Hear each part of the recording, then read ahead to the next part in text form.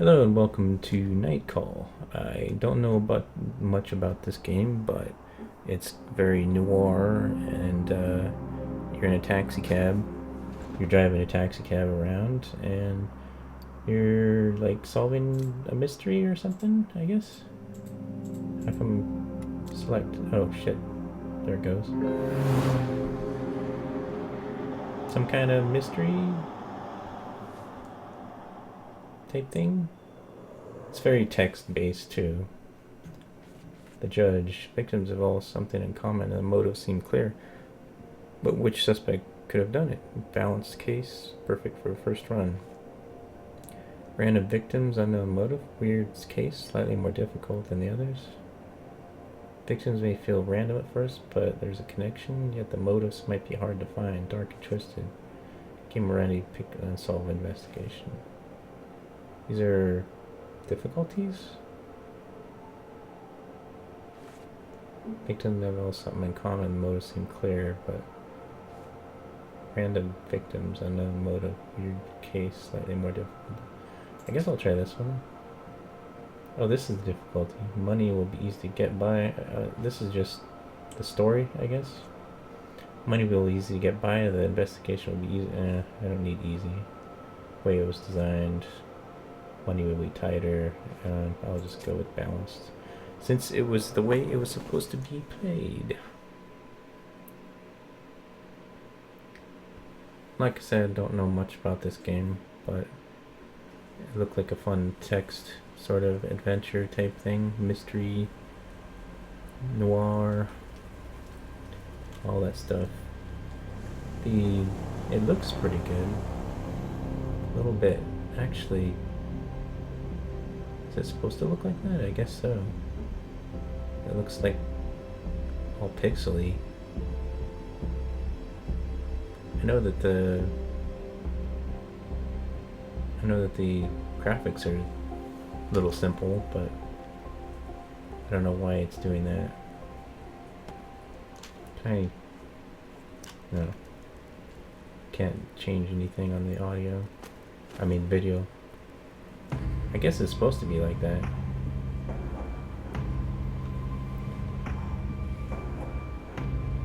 I guess that's us. Somebody's behind us. Somebody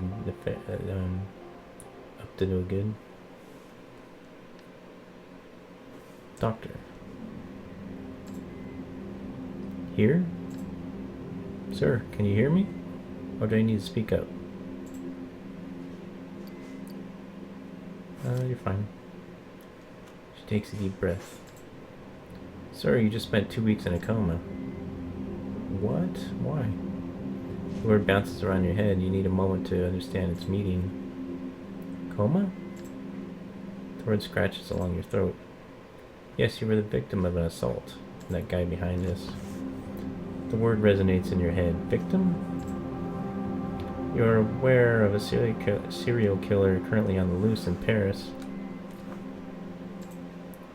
You feel the contents of your stomach crawling up your throat. The killer the media are calling Angel of Death struck a knife in your right side. It hit several organs. To be frank, you were in a terrible state when they brought you in and were obliged to put you in induced. Her voice becomes more distant, faded. You taste bile at the back of your mouth. Your head is burning. You hear a whistle in one ear. Your fingers move to your wound. Underneath the bandages, you can feel hard skin. It's incredibly painful. After being in a coma for how long? I'm sorry? Did they catch the angel? No. What about my passenger? He was dead before you even got out of the cab. Doctor is silent for a second. A very awkward second. She hesitates. The police would like to see you as soon as possible to ask you some questions. Technically, you're the only person to have survived the Angel of Death. Technically. Noise in the hallway attracts your attention. You try to turn your head to no avail. You need rest. She leaves the room. Her voice resonates in the hallway. I don't care he's the only witness. Another female voice joins in, a strong authoritarian voice. You can't clearly make out what she's saying. A strange feeling washes over you. It's not pain, not fatigue, some odd combination of the two. Before being in the hospital room, you never realized that anger was made up of a combination of pain and exhaustion. Anger. A feeling you don't know all too well. Days go by and a month later. Night 1. Okay, what happened? Well, look. Got a bit of a problem. This is my boss. Real problem, that is. You have been pounding a headache. It's your first night behind the wheel since the attack. Are you listening to me? Catch your boss's eye in the rearview mirror. Yeah? Just say I am. You'll never know the difference. He stares at you for a second or two without speaking. Sometimes I wonder what goes on inside in your head. You always seem so far away. I'm listening. Okay. Just watching you closely, trying to make out what's going on in your head. You know I'm worried about you, don't you? I know. Like a son to me, you know? I know. And you know he's about to tell you the story of his taxi fleet again. When my father died and left me the store, I could have sold it. I could have retired, come back to the old country. Where's the old country? I let him talk. But I decided to start a cab fleet with the money he left me to hire the guys from the neighborhood.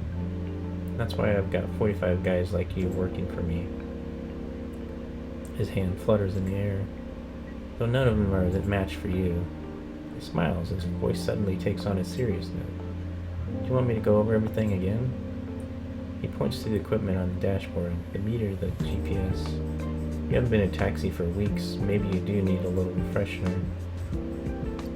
I'm good. Oh, good idea. Whoops. Right then, well, first the map. You spot potential customers and try to guess where they'll be going. Then you decide. When a customer orders a taxi, how am I supposed to decide where they're going? If there's no one else around you, you have to pick them up. He shrugs. That's the way it goes. It's business. No problem. The other fares, you look at the map and decide whether or not you want to take them. And then you drive. Flashes a quick mechanical smile. You know it well. When he talks about work, he talks about work, that's all. When your shift is over, we do the numbers, and his voice trails off as if searching for the right words. And that's all. Pretty simple. There's no reason why you can't do it. Oh right, no overtime. We're in France here. Oh. What's the old country if we're in France? Some people usually say that when they're in the USA, America, otherwise known as. We're in France here, and there are rules, regulations. You might not see it that way, but no one likes having a driver who hasn't slept for 24 hours. He looks away. Something been bothering him since he got into the cab. Anyhow, you know the ropes. You get it. I know you're going to do a good job. I don't really want to know. I don't care. Anyway, I'll let you get back to work. Please do. Get out of my cab. Every minute spent in your taxi is a minute lost. Gives you a smile, half ironic, half serious. You can count on me. I don't want to be that guy. Sarcasm in his voice is palpable. Right, you have a good evening too. My sarcasm? Or him? I'm confused. Spend the rest of the night dealing with problems and drivers. You wonder how and when the guy ever gets any sleep. Boss opens the door and exits the cab. You watch him cross the street and enter the fleet garage. Garbage. A couple of colleagues are milling about. Taxis are coming and going. They all ignore you, consciously or unconsciously. You are branded. You sit there a moment, then turn the key in the ignition. What does it mean, not branded? Raining out pretty hard. Hum of the engine sends a tingle down your spine. It's impossible to describe how you miss that feeling. It's back to the night shift, back to life. Despite the attack. Despite it all. Oh. Okay, here we go. Now it is about 10 o'clock. $327. There's a guy right next to me where I can go farther away. I like the map. It's very interesting. Lots of little details on it. The Plain St. Denis, please. 20 euros, I guess. Oh, that's how far I gotta go? Shit. I wonder if I have to pay for gas or something. I think I did see gas, actually. The passenger climbs in the cab and slams the door shut behind him. Good evening. Plain St. Denis, please. I think it's Denis. He stops short, visibly sizing you up. Do you know where it is? You nod yes. Avenue de... I can't say that. De Magazine Genereux. So, you know the street? Yeah, sure. Looks at you intently. You know all the streets of Paris. His question drips with disbelief. You know his kind well. The sort who'd refer you as the Arab and not bat an eyelid. Oh, I'm Arabian or whatever. Yes, I do, Monsieur. Seems hesitant. Well then, let's go. He didn't like my little Monsieur comment. You start the cab.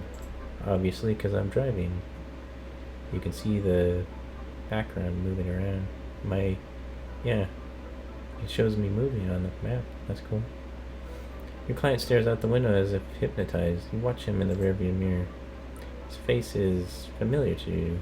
His accent too, though you'd never be able to place it. Typical of some rural region, central France perhaps. Take another look. That's it, you've got it. He was a contestant on one of those reality shows where farmers meet farmers meet women. I thought it was millionaires. I don't know why they would have farmers meeting women. What would you have to talk about? You'd see him on the show a few weeks before. You'd watched it from your hospital bed with a distracted eye. But something about it had bothered you. The show was a masquerade. Life in the country seemed seen from very Parisian and cynical perspective. Full of scorn and contempt. Okay then, you figured out who I am. His remark, his accent, bring you back to the present. Sorry? You recognize me, right? So you can make fun of me now. Make fun of you?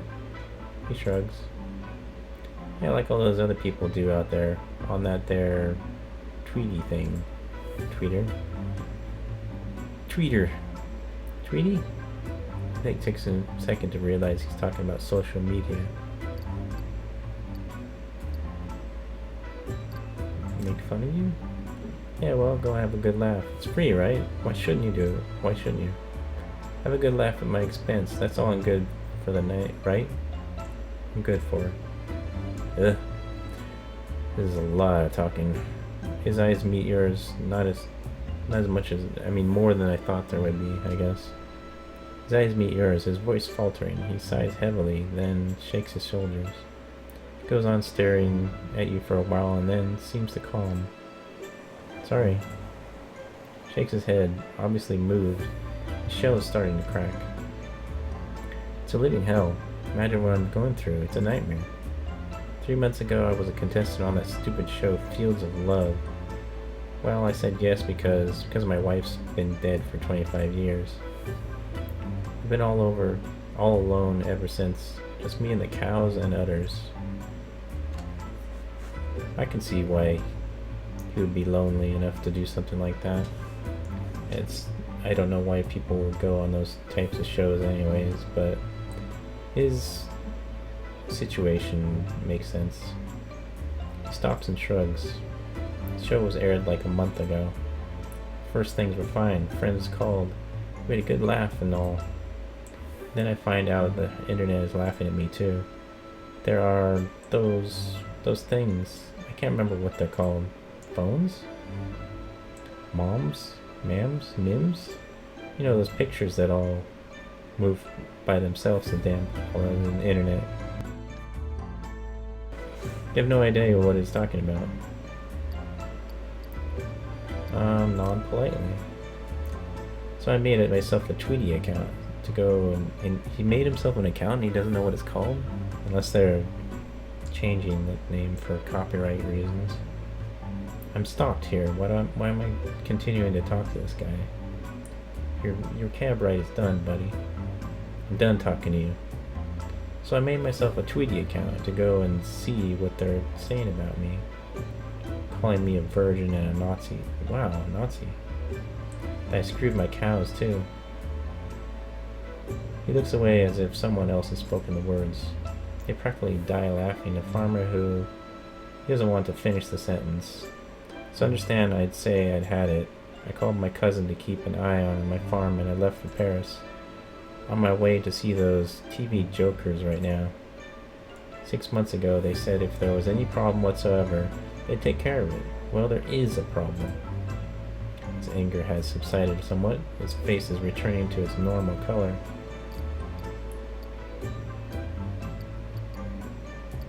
What's your plan, buddy? Hell yes, I have a plan. I'm going to show up at their office and raise Cain until they listen to me. Really going to do that? Yeah, that's the plan. Gives an energetic nod of the head. And believe me, they're going to listen. I may be just plain an old farmer, but nobody's going to disrespect me. Squares his shoulders as if to fend off attacks. Forget it. His eyes half closed, he practically growls the words. There is a palpable air of sadness about him. At first I told him I didn't want to be on their stupid old show. It wasn't for me. But they insisted. They showed me pictures of women. He lowers his eyes. Oh, God. A bunch of beautiful young women, I suppose. No wonder they're laughing at him. And then, well, I said yes. Should never have said yes. Pull up to the address he gave you. The studio gates are still closed. Park the cab and cut the engine. Is it closed? You nod yes. It doesn't open till 6. You point to the signpost near the gates. He sighs. But there'll hardly be anyone here before 9 or 10 o'clock. I don't care. I'll wait. Out in the rain? Seems like a bad idea. He rummages through his pockets and pulls out a wallet. I'm done talking to this guy. Gives you a curt nod, lips pursed. Believe me, they are not going to get away with it. He fixes his gaze on you, and eyes narrow. You know, I'm not racist. His voice low and raspy. Don't believe the show. I didn't mean what I said, and I didn't really say that stuff either. Doesn't matter. Doesn't matter to me, anyways. Fixes his gaze on you, visibly moved. I'm not very good at this. I've been... Chokes up, gesturing with a hand as if to make it all disappear. When he starts up again, he's on the verge of tears. Anyhow, I'll just wait here until it opens. Passenger pays the fare and exits the cab. You watch him for a minute as he starts his vigil in front of the gates. You notice a newspaper on the back seat. Your last passenger must have left it behind. Or the one before? I don't know. You grab it and put it away. Could come in handy. Then you start the cab. It's back to the grind. Alright. That seems like enough for now. It took a long time to get to that one guy's destination.